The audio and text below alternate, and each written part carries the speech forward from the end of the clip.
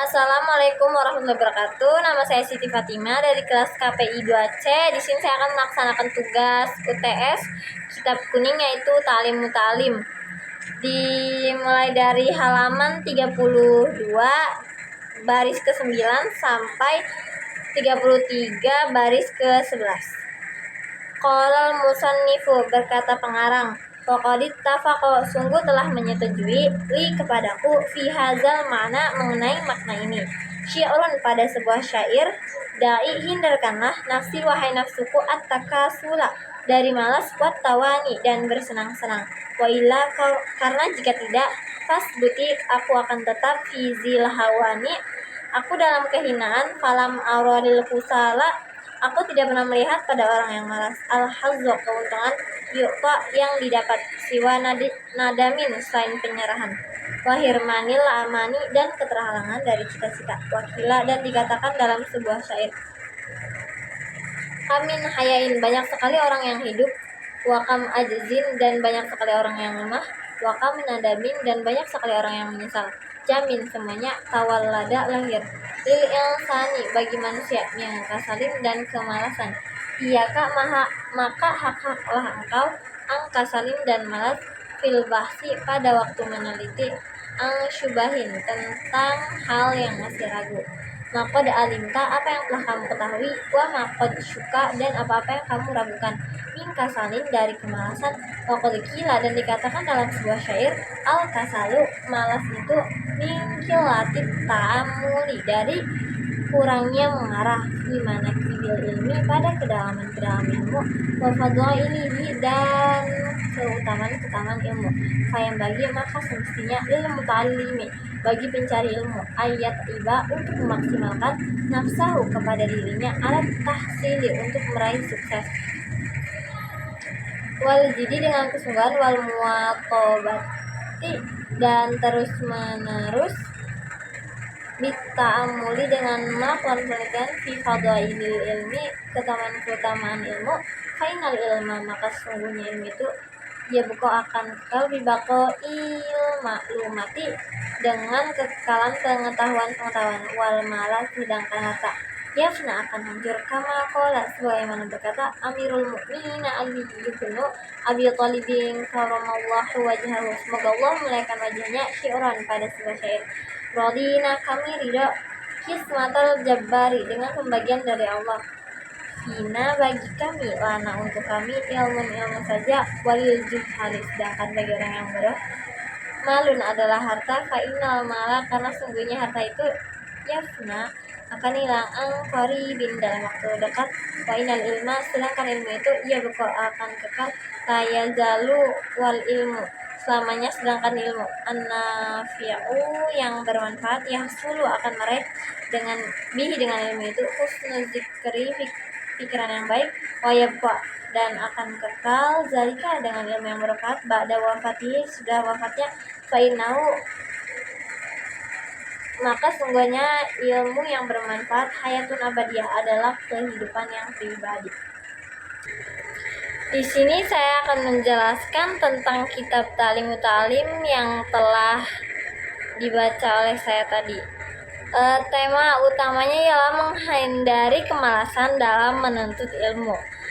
Yang pertama ada peringatan terhadap kemalasan. Penulis mengutip syair yang intinya, tinggalkanlah sifat malas dan bermalas-malasan jika tidak mau tetap dalam kehinaan. Dan selanjutnya ada akibat kemalasan. Orang yang malas tidak akan mendapat keberuntungan, hanya akan mendapat penyesalan dan kehilangan cita-cita. Dan selanjutnya lagi ada sumber kemalasan. Kemalasan muncul dari kurangnya perenungan terhadap keutamaan dan kelebihan ilmu. Dan yang keempat, nasihat untuk penuntut ilmu. Seorang pelajar harus menyusahkan dirinya untuk bersungguh-sungguh dalam mencari ilmu dan bersikap tekun. Dan yang kelima, keunggulan ilmu atas harta. Dikutip syair dari Ali bin Abi Thalib yang mengatakan bahwa harta akan habis atau fana, sedangkan ilmu akan kekal. Yang keenam, manfaat ilmu. Ilmu yang bermanfaat akan memberikan nama baik dan kebaikan yang abadi, bahkan setelah seseorang meninggal dunia.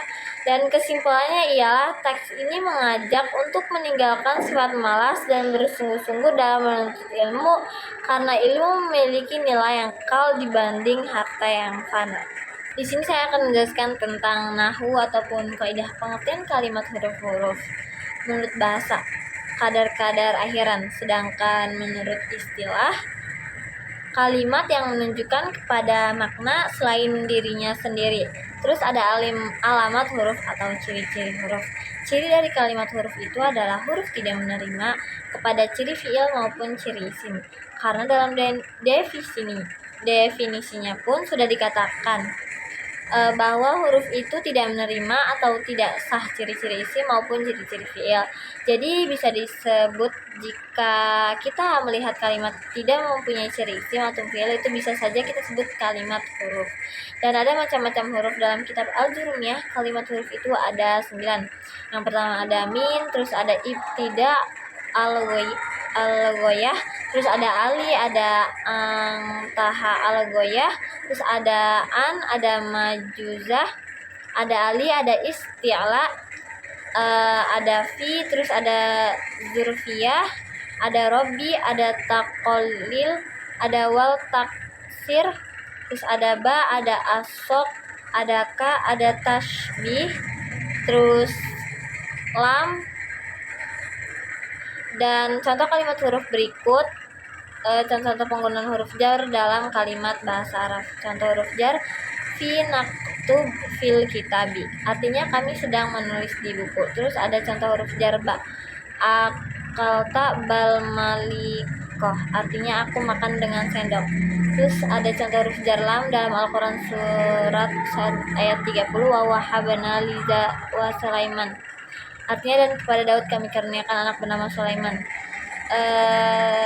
Terus ada contoh huruf jar min, al-sodaq minal hadid, artinya kotak itu terbuat dari besi. Terus ada ali, contoh huruf jar yaitu goslatul lidu alil marfaq, artinya aku membasuh lengannya sampai siku. Terus ada contoh huruf jar an, al-masjidi ba'id anil bait, artinya masih jauh dari rumah. Terus ada contoh huruf jar ala dalam Al-Quran surat Al-Baqarah ayat 102, wa taba'u ma tatlu syaitaninu ala mulki Sulaiman, artinya dan mereka mengikuti apa yang dibaca oleh setan-setan pada masa kerajaan Sulaiman. Quran surat Al-Baqarah ayat 102. Terus ada contoh huruf jar robbi rajulil qoyati, artinya sedikit sekali laki yang kutemui. Dan ada contoh huruf jar kaf, wajhaka kabid, artinya wajahmu seperti bulan purnama.